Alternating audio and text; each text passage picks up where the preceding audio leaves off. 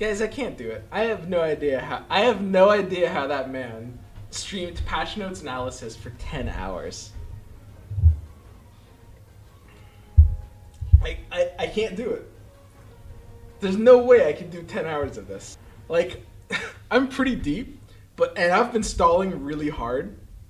You know, I've spent time talking about primordials being bad. You guys know primordials are bad. I've explained why shamans are bad. You guys have to know already why shamans are bad. There's only so much I can stall. He tested every single change in the Dota 2 client. Well, that's just cheating. I mean, I can draw it out if I do that. Like, come on, man. Okay. Maelstrom. Tier changed from 4 to 3. Okay, so Maelstrom was bad. Let's talk about Maelstrom. So, Maelstrom was kind of bad. It was a lot worse than people realized. So Maelstrom at tier 4 is 25% on attack for chain lightning for 100 to 4 targets. So the math behind this is really easy. It's effective 100 damage per attack. There's a few drawbacks in here, which are namely that the damage it deals is very diffuse, and that it charges your opponent's mana in ways that are very efficient for them. You compare this to Daedalus and it's not even fair. Because Daedalus with, like, you know, the crit will easily, you know, outclass the difference of damage here. It's a lot more than 20. And it doesn't really help your opponent's charge mana in the same way. So Maelstrom was always, like, a little bit lacking. It wasn't as good as, like, Moonshard, Daedalus, Dagon, Refresher. It was kind of like that weird kid that hangs around with your, like, group in high school. But he's not really cool, you know? You just kind of let him hang because you're nice like that. Maelstrom kind of blew. I was that weird kid, by the way. Maelstrom kind of blew. But bumping it up to tier 3, that's a big buff. So suddenly, instead of competing with Daedalus, it's competing with Sacred Relic. Sacred Relic's like the little brother of like one of the popular kids, who like people only know because he's the little brother of one of the popular kids in high school. And like this weird kid, I mean, he can compete with this, right? 60 attack damage. Would I rather have 60 attack damage on one unit, or 25% chance at 400 damage diffuse? Probably the 25er. It's closer than you guys probably think, but yeah, Maelstrom is probably better than this. Like, damn, dude, that's a huge buff. Maelstrom's moving up in the world, boys. Look at that. Just yeah. Why didn't they move Troll to tier 5 in main menu and Maelstrom for tier 3? Because in the main menu, the patch isn't live yet. Depends on if the unit is a demon. Sure, and certain other factors as well. For example, there's the Bloodbound. Yeah, could be Bloodbound too. Relic scales with Bloodbound. Maelstrom don't. I don't know, man. It's pretty comparable. It is. I think I would say Maelstrom is probably a bit better than Relic. Not as much better as it seems, but it is a bit better than Relic. Which, I mean, hey, that's not bad. I'm not unhappy when I see a Relic in a tier 3. That's sweet. So, Vicious Intent, tier change from 4 to 3. I like this change. This has actually been suggested by the community a lot. I've seen like Reddit posts suggest this. I've seen Discord posts suggest this. I've suggested this. There's a common change. It makes a lot of sense. It's not even so much a buff. It's not the same thing as Maelstrom. It's more about timing. Because for Vicious Intent to be impactful, it needs to be coming online when people are like, when the losing players are feeling the pressure. So the way Underlords works is like the first 20 rounds are like for two things. So the first 10 rounds are kind of figuring out what build you want to go, or what general path, which isn't necessarily one build, but maybe druids into whatever, right? It's a bit flexible, but typically first 10 rounds are like what you want to go, and then rounds 10 through 20 are the econ rounds where you're just like maxing, you're cruising at full gold. And then 20 through 30 are like when, especially the low health players are really feeling pressure, right? That's when the real game starts. Certain players are starting to get maybe a little bit eliminated. Low health players are burning through their economy. And this is where Vicious Intent needs to be dropped as an item for it to make sense. To like knock out a few of low health players before they can spend their gold. I'm basically 1/8 gay. Hey Swim, I'm considering playing Underlords, but I need help with the game.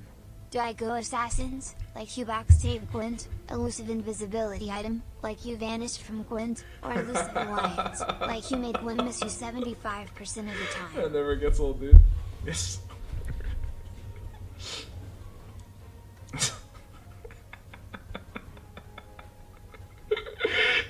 Listen, it's here. Let me help you out with this. I mean, you go the first two. You go Assassins in every game, and you go elusive ability item in Assassins. That's a very simple answer. Who wouldn't pick Assassins in every game in current year? 2K17 meta. Or what's your current year? Oh, it's 2K19. Wait, why I've been saying 2K17 for 2 years. Okay, current year, you always jam Assassins. What kind of question is that? Okay, so Vicious Intent. Basically, the idea with Vicious Intent is it's actually a threat now. I'm not even joking. This item just became something. I might pick this sometimes. It's aggressive. I like it. The most important thing to understand with this item has nothing to do with the item itself, which is suddenly, now that it's tier 3, you actually have to check for this item. When you're like stabilizing at low health, when you're at like 20 health on like round 23 or whatever, and you're thinking about spending versus saving, you literally have to press tab and check to see if any opponents have this item or like how many. Like, that's actually a thing you're gonna want to start doing now, which is crazy. You have to respect this item all of a sudden, which is really cool. I mean, I like it, especially with like certain savage builds, certain druid things are getting a bit better. I think like, you know, Venomancer might be lasting in the mid game. You can high roll a Vicious Intent. Like, I can literally pull this out of my ass on round 15. If I have like a Venomancer 2-star that has carried me through 15 rounds, I can ass pull a Vicious Intent on 15 and just start blasting people out of the game. That's spooky. You need to be aware of that when it happens. So, I mean, this is like a real threat all of a sudden. It's interesting. I'm not saying this item is super good. You still won't pick it in a lot of cases, but you have to be aware of when it's in one of your games, whenever you're lose streaking, because it's something that's kind of more powerful as a threat than an actual effect, right? It's like, what's that expression? The dog's bark is bigger than its bite. Yeah, something like that. So, yeah, it's Spooker. Force Staff, tier changed from 3 to 2. So basically, tier 3 got a bit better and tier 2 got a bit worse. This is a literal non-item. Nice meme. Radiance, tier changed from 4 to 5. It's interesting that they would do that. So Radiance is an item that early on I valued super high, and it kind of comes down to like a shift in meta. Because like before, I rated on my item tier list like 3 weeks ago, Radiance was like at the top. And this was like in a meta that was much more grind. Hey, what's up, Matt? Would you like a glass of wine? A glass of wine? Would you like a glass of wine? I'm not much of a drinker. Oh. I might want some water though. If you, oh, I'd love some water. Of course, hydrate. Oh, thanks, man. Be right back. It's really nice being here. I have like, it's kind of like living with my parents. It's actually just OP. By the way, kids, don't move out of like shame. Living with your parents is literally OP. I moved out of shame and it was the worst mistake of my life. Eat that shame. Absorb it. Let it make you stronger. You will regret moving out. It's literally, you can listen to chat, they'll tell you, it's not worth it. It's not worth it. Okay? But now it's like, you know, I you know, Matt's my new dad, so I'm good. You know? Okay. Anyway, moving on. Radiance, as I was saying. So Radiance, tier changed from 4 to 5. Oh boy. I mean, it's a huge nerf. Basically, the item sucks. So tier 4 to tier 5 items are kind of similar to like tier 4 to tier 5 heroes. I was saying like for Troll, you kind of need it to be like OP now if it's going to go from 4 to 5, and it kind of got there. Like they were able to equalize it, I think. But like Radiance 4 to 5 makes this item from, I'm not sure exactly how good this would have been. It's such a byproduct of meta. In like a slow grindy meta, it's nuts. And in like a fast, explosive legendary meta, it's useless, right? Which is why I rated it really, really high 3 weeks ago, and I rated it like pretty low like last week, right? But now suddenly, like, this is competing for unreasonably good slots. This is competing for the same slots as like Assault Curious, Shiva's Guard, Bloodthorn, Desperate Measures, Expanded Roster. Honestly, like even Expanded Roster, I'm not even sure how good this is anymore. Like early on, a long time ago, and everyone still says this, like I thought Expanded Roster was like the auto pickest, it's just better than everything else, and it's true if you've got a good 2-star AoE to shove in, but oftentimes that's not actually the case. So like, I'm not even sure if this is better than something. Shiva's and Desperate Measures are both really, really good, and Radiance has to compete with that? That's just not even fair. What is this doing? I mean, the most important thing to understand about timings in this game is like really important. Early timing is all about slow fights and attrition. As the game goes forward, fights last shorter and shorter as things just get blown up and more blown up. Like everything dies quickly. Fight is over in 10 seconds and it's decided in 3, right? Whereas like, what is this? What place does this have in a tier 5, right? You need this early for it to really be good. So I think Radiance kind of got nuked. Like that's a pretty big one, honestly. Silver Lining, you can only have 1 and charges start at 1. That's kind of interesting. Oh, thank you. No problem. I appreciate that.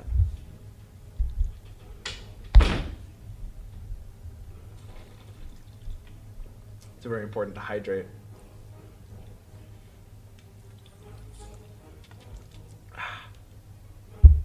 Okay, so Silver Lining charges start at 1. Is that good? Is that helpful?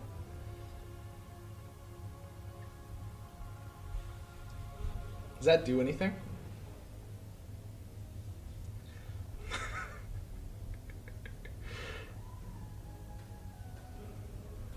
Isn't it still just shit? I don't know.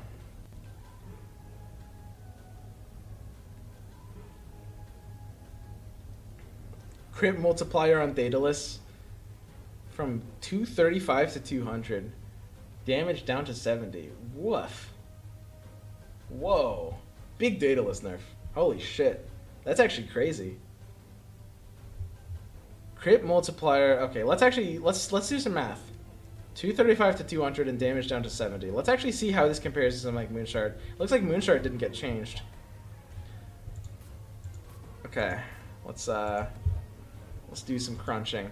So 70 attack damage, and it has a 30% chance to crit for 200%, which means you're getting a 30% DPS increase, right? Because the 30% chance to deal effectively an extra hit per attack is a 30% DPS increase. Plus 70 attack damage. So it's 70 plus 30%, whereas Moonshard is a flat 80%, plus the mana gain you get from that. So you're basically at that point comparing the 50% difference of the crit to the Moonshard DPS increase, 50% difference to the 70 attack damage. So it comes down to whether the 50% difference is bigger than the 70 attack damage, plus the mana gain from Moonshard. Moonshard is now just better than Daedalus, right? What the hell? It's extra 2 hits? It should be extra 1, because it's critting for 200. It's not critting for plus 200, it's just 200%. Dude, that's weird. Yeah, Moonshard is just better than Daedalus now, right? Depends heavily on the hero. I don't know that it does. I mean, it will vary on power. Like obviously different attack damage and attack speed are gonna do different amounts for different heroes. But like, what's the situation? Unless the way I'm mathing this is wrong, what's the situation in which Daedalus is better than Moonshard? Daedalus is better at stopping spells going off due to leapfrogging. I guess. It's also better at stopping your own spells from going off due to literally giving you a lot less mana. If you overkill a target, do you gain all the mana you should from the attack or the amount of HP the target had left? Very good question, Kyle Menno. You gain all the mana you should from the attack. Interesting fun fact that you guys didn't know. Shots that actually hit the dead body of a unit, if you fire a projectile and if that unit dies before the projectile hits, you still gain mana from that shit. Good question. When a unit already has good base damage, crit is possibly better. What? Base damage? They both scale. They both scale off of base damage, my guy. Moonshard is just a better item. Like, straight up, right? Moonshard has to just be a better item. I'm not 100% sure why they nerfed Daedalus. I mean, it's not the weirdest nerf candidate. I didn't think this was like super OP. It wasn't really better than Moonshard before. They were about the same. It depends how you evaluate, like, what's your metric for better, but they were about the same. Daedalus and Moonshard. On most heroes, Daedalus was better, but it was about 50% of circumstances where you would elect to choose Moonshard, if that makes sense. So by the latter metric, they're about as good item as each other. It's better on Bloodseeker? Yeah, for Daedalus? Sure, I guess it's better for Bloodseeker. I think that's true. It was probably picked the most in tier 4 just because people like crits. Yeah, that's a very solid assumption. That would make the most sense. They were just looking at the data. I know Valve is very data-driven as a company, so it would make a lot of sense that they would make decisions in that way. Daedalus gives you a chance to kill before the spell goes off. Yeah, that's true, and that's a little bit hard to evaluate the power of, for sure. It's possible that the way I'm analyzing it ignores that by too much of a factor. It's possible that Daedalus was notably better than Moonshard in a way I wasn't accounting for sure. Moonshard has a lot of benefits as well. The fact that you gain, for a lot of units, significantly higher DPS and mana gain can be very, very important, though. It's